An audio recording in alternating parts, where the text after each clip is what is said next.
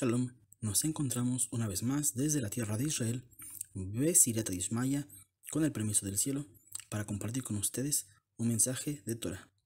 En esta ocasión, recién hemos pasado la fiesta de Purim, donde leemos el pergamino de Esther, la historia de Esther y Mordejai el Yehudí, el judío, que nos relatan esta increíble historia en la que Hashem nuevamente salva a su pueblo de un decreto que los hombres, los reyes de la tierra, habían puesto sobre el pueblo de Israel, que se encontraba distribuido entre el reino de Persia, y Hashem finalmente, por mano de sus sabios, de la gente importante del pueblo de Israel, traen la salvación para ellos. Y algo que en lo particular me parece que muchas veces pasamos por alto, el hecho de que este libro de Esther está relacionado con otros libros de la Torá, que a veces, por ser estos solamente mencionados en pequeños pasuk, en pequeños versos, no se le da la importancia que esto requiere. Pero el libro de Esther está muy profundamente conectado con el libro de Ezra y Nehemías. Un pequeño detalle para los que no lo conozcan es que en las traducciones al español, Ezra y Nehemías, bueno, no solo al español, en todas las traducciones fuera del hebreo, Ezra y Nehemías están ordenados como dos libros, pero en el judaísmo era un solo libro, un solo pergamino. Solamente que cuando los traductores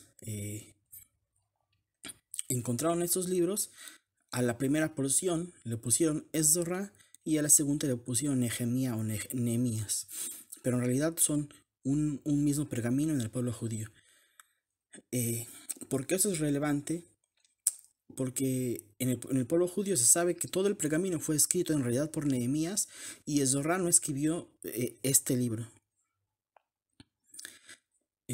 Si ustedes lo ven y analizan, el libro de Ezra empieza con el capítulo 1, nos viene diciendo toda la gente que subió a Israel, y en el capítulo 2, ya nos dicen los nombres específicos de quienes subieron a Israel. Y nos dice ahí que Zorobabel subió, él era de la dinastía de David, de la descendencia, de la simiente del rey. Con él subió Yehoshua Cohen Gadol, el sumo sacerdote, Josué, hijo de Tzadok, Nehemías, Atireshata es como el apodo que se le ponía en ese momento. Atir significa permitir y Shata es vino, porque lo pueden ver en el libro de Nehemías en español, que él era el copero del rey. Por lo tanto, el copero del rey tenía que probar el vino del rey, y para un judío estaba prohibido tomar un vino que no sea de un judío. Entonces ahí le permitieron, por el caso especial, tomar de un vino de personas no judías, por ser él el copero del rey. Para eso estaba ahí, para probar los vinos del rey. Por eso su apodo en el capítulo 2 de Ezra es Atirshata. Y con ellos se encuentra Mordejai Balshan o Mardoqueo Balshan. Balshan en la traducción lo ponen como si fuera el nombre de otra persona, pero en realidad Balshan es también la distinción de Mardoqueo, de Mordejai. Bal es amo y Shan, la Shan es lengua, el amo de las lenguas. Mordejai, el amo de las lenguas, los acompañan. Todo esto ocurre en el año 52, después de la destrucción del Beit HaMikdash, el templo de Jerusalén. Incluso el capítulo 2 de el pergamino de Esther, del libro de Esther, nos dice que este Mardoqueo, es de los que habían sido exiliados con Nabucodonosor, rey de Babilonia. Ahí también podemos ver que por lo menos él tenía unos 70 años cuando todo esto estaba transcurriendo en el libro de Esther. Un segundo dato muy importante es que Ezra aparece solamente hasta el capítulo 7 de su libro, de 10 capítulos que tiene. Entonces solamente aparece en la parte final, lo que quiere decirnos que alguien más estaba escribiendo todo lo que pasó con esta gente que subió a Israel por el decreto de Keresh o el rey Ciro, como lo dice en el capítulo 1, verso 1 del libro de Ezra. Ahora, ¿qué pasa? Como lo vemos en el libro de Ezra, el rey Koresh después detiene la construcción del templo por toda la gente que vive en Samaria y que va a acusar al pueblo de Israel de que se quieren rebelar, de que quieren construir murallas. Y el rey Koresh o Ciro detienen la construcción del templo y solamente se termina la construcción de lo que es el altar de los sacrificios. Va a pasar mucho tiempo y esa es la razón por la que Nehemías y Mordejai, Nehemías y Mardoqueo van a regresar a Babel, a Persia, perdón. ¿Para qué? Para gestionar nuevamente los permisos del rey, del emperador, para que se pueda continuar con la construcción. Desde que ellos suben a la tierra de Israel en el año 52 después de la destrucción, hasta que muere Ahasverosh, van a pasar 18 años. Entonces todos los acontecimientos que nosotros vemos en el libro de Esther pasan 18 años después de los primeros capítulos de Ezra. Y lo que es Nehemías, y esta es la cuestión curiosa, todo eso ocurre después de la muerte de Ahasverosh. Por eso es que el libro de Esther es importante, porque Esther es, digamos, lo que va a partir en dos el pergamino de Ezra y Nehemías para los traductores, ya que Ezra ocurre antes, Esther en medio y posteriormente lo que es el pergamino de Nehemías, que como dije ya, en el judaísmo es un solo pergamino, pero los traductores decidieron ponerlo en dos libros, en dos tomos diferentes. Ahora bien, 18 años después de que Zorobabel, Nehemías, Mordejai, Mardoqueo subieran por primera vez a la tierra, muere Ahasverosh. Y van a pasar 2 años más hasta que Ezra va a llegar a la tierra de Israel para dar organización religiosa a el pueblo. Después de eso van a pasar unos años más hasta que Nehemías va a regresar, esta vez va a subir por segunda vez a la tierra de Israel y va a organizar la reconstrucción de las murallas y va a poner todo el orden político en Israel. Y aquí vamos a ver lo que se ve ya en el libro de Nehemías, que Ezra es el líder religioso del pueblo en ese momento y Nehemías es el líder político.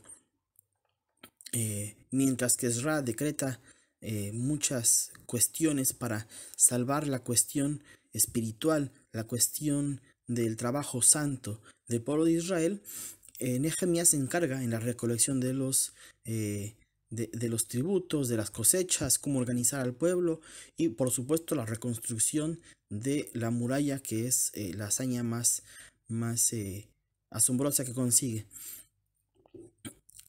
Y obviamente el contexto es mucho más comprensible si nosotros leemos estos 3 libros juntos y entendemos que en medio de estos acontecimientos pasó toda la historia de Esther y de Mordejai en la corte de Ahasverosh. Y para concluir este tema quiero hablar un poco sobre el aspecto profundo de lo que es Esther. Como bien sabemos, en el libro de Esther, en el pergamino de Esther, no encontramos una sola vez escrito el nombre de Hashem. El nombre de Dios no está escrito en el pergamino de Esther. Y si lo podemos ver desde un punto de vista humano, práctico, de un punto de vista de historiador, de un científico, podríamos pensar todo lo que ocurrió en el libro de Esther fueron casualidades. Fue una casualidad que Mordejai regresara de Israel a Babel, que se sentara a la puerta del rey, que escuchara que la gente conspiraba contra el rey, que él educara a su sobrina y la dejara a disposición del rey, que ella fuera tomada y seleccionada para ser de las concubinas del rey, que ascendiera a ser la esposa del rey, y que todo esto fue solamente casualidades, un cúmulo de casualidades, una tras otra tras otra.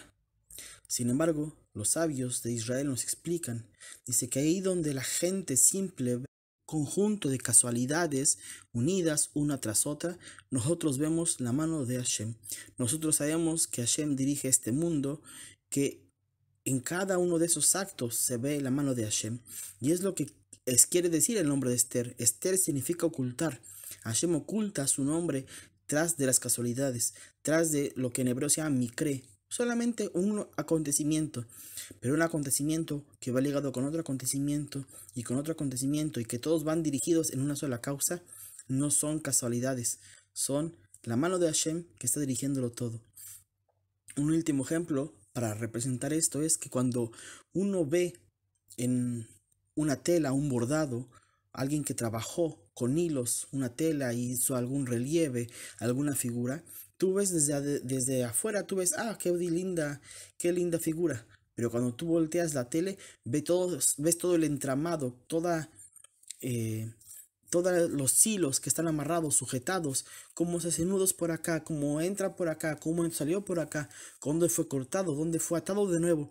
Solamente puedes ver eso cuando tú le das vuelta a la tela y ves el entramado. Eso es el ojo del pueblo judío, el ojo de los sabios de Israel, que pueden darle vuelta a las historias, que pueden saber y entender exactamente cómo este acontecimiento no fue casualidad y cómo el acontecimiento que le siguió y el que le antecedió no fueron casualidades y que son un trazo que Hashem va marcando para salvar a su pueblo, para dar esperanza a las naciones. Esperamos que nos acompañen prontamente en un nuevo estudio de Torah, esperando que se encuentren bien donde quiera que nos acompañen, que reciban buenas noticias, refuah shlema, curación completa para el pueblo de Israel y para las naciones de la tierra, donde quiera que nos acompañen. Hasta un próximo encuentro de Torah. Se despide Yedidia Mulier. Shalom.